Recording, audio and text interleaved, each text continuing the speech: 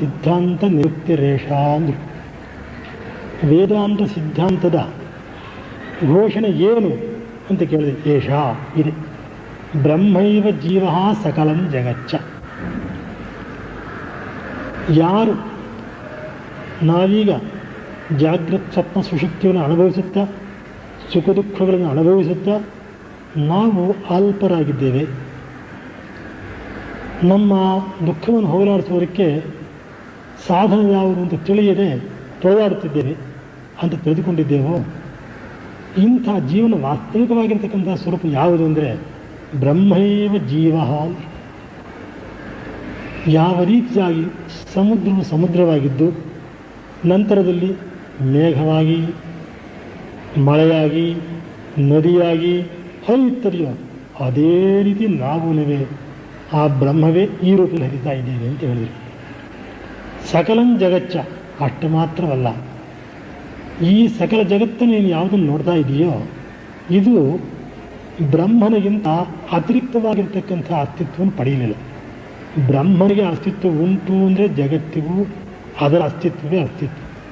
ಆದ್ದರಿಂದಲೇ ವೇದದಲ್ಲೂ ಕೂಡ ಈಗ ಬ್ರಹ್ಮ ಸತ್ಯ ಅಂತ ಹೇಳಿ ತಿಳಿದುಕೊಂಡ್ರೆ ನೀನು ಸತ್ಪುರುಷನಾಗ್ತೀಯ ಅಂತ ಹೇಳಿದ್ರು.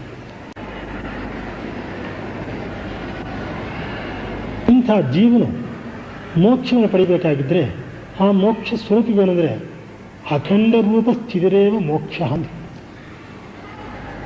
ಯಾವ ರೀತಿಯಾಗಿ ಗಗನಕ್ಕೆ ಪರಿಚಯವಿಲ್ಲ ಅಂತಾರೆ, ಗಗನವಿಲ್ಲದೆ ಜಾಗವಿಲ್ಲ, ಗಗನವನ್ನು ಯಾದರಿಂದಲೂ ನಾವು ಬೇರೆ ಮಾಡುವ ಹಾಗಿಲ್ಲ. ಅದೇ ರೀತಿಯಾಗಿ ಅಖಂಡ ರೂಪ ಸ್ಥಿತಿರೇವ ಮೋಕ್ಷ ಅಂತ. ಈ ಆತ್ಮನು ಸತ್ಯ ಸ್ವರೂಪ, ಆನಂದ ಸ್ವರೂಪ, ಚಿತ್ ಸ್ವರೂಪ ಅಂದರೆ ಜ್ಞಾನ ಸ್ವರೂಪ.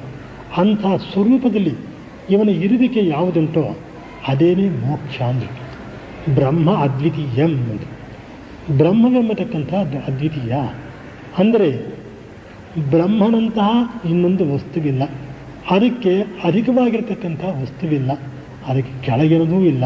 ಬ್ರಹ್ಮವೇ ಸಕಲ ಜಗಚ್ಚ ಅಂತ ಹೇಳಿದಾಗೆ ಅಷ್ಟ ಹೊರತು ಬ್ರಹ್ಮವೇ ಅದ್ವಿತೀಯ.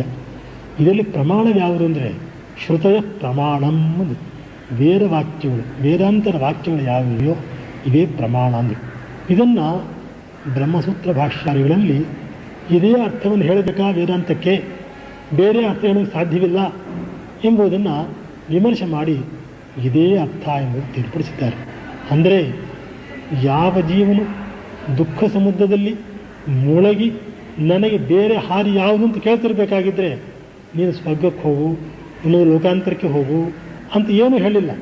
ನಿನ್ನ ಸ್ವರೂಪವನ್ನು ತಿಳಿದುಕೊಂಡ್ರೆ ನಿನಗಿರ್ತಕ್ಕಂಥ ಅಜ್ಞಾನವೆಂಬುದು ಕಳೆದು ಹೋಗಿ ನೀನು ಬ್ರಹ್ಮನೇ ಆಗುತ್ತೀಯೇ ಎಂದು ಭಗವತ್ಪಾದರು ಸಿದ್ಧಾಂತವನ್ನು ಮಾಡಿ ಅಂದಿನಿಂದ ಇಂದಿನವರೆಗೂ ಅದು ಅಕ್ಷುಣ್ಣವಾಗಿ ವಿಚ್ಛೇದವನ್ನು ಪಡೆಯದೆ ನಡೆದುಕೊಂಡು ಬರ್ತಾ ಇದೆ. ಅಂತಹ ಸಿದ್ಧಾಂತವನ್ನು ಓದಿದವರೆಗೆ ಪ್ರಪಂಚದಲ್ಲಿ ಯಾವುದನ್ನು ನೋಡಿದರೂ ಎಲ್ಲವೂ ಆ ಪರಮಾತ್ಮ ಒಂದು ಲೀಲಾ ವಿಶೇಷ. ಅದಕ್ಕಿಂತ ಹೊರತಾರದ ಯಾವುದೂ ಇಲ್ಲ. ಸುಖ ದುಃಖಗಳು ಯಾವುದೂ ಕೂಡ ಅನ್ಬೇಕು ನನಗೆ ಸಂಬಂಧಪಟ್ಟಿದ್ದಲ್ಲ, ನನ್ನ ಭಾವನೆಯಿಂದ ಇಷ್ಟು ಕಲ್ಪಿತವಾಗಿದೆ. ನಾನು ಮಾತ್ರ ಆನಂದ ಸ್ವರೂಪದಲ್ಲೇ ಇದ್ದೇನೆ ಎಂಬ ನಿಶ್ಚಯ ಬರುತ್ತೆ. ಅವನು ಮುಕ್ತನಾಗ್ತಾನೆ. ಆದ್ದರಿಂದ ಭಗವತ್ಪಾದ ಸಿದ್ಧಾಂತವನ್ನು ನಾವು ಅವಲಂಬಿಸಿ ಜ್ಞಾನವನ್ನು ಸಂಪಾದಿಸಿ ಮುಕ್ತಿಯನ್ನು ಸಂಪಾದಿಸಬೇಕಾದ ನಿಮ್ಮ ಅವಶ್ಯ ಕರ್ತವ್ಯವಾಗಿದೆ.